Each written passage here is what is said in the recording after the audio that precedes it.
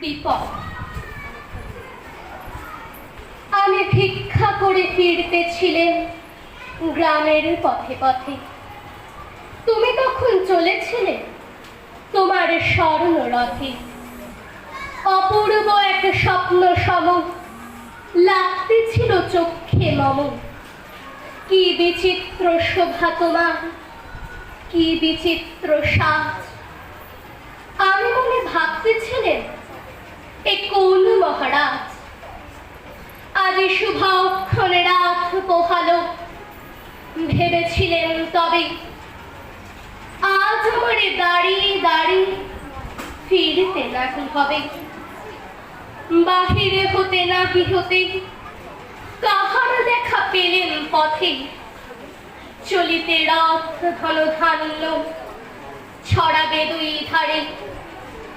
মুঠা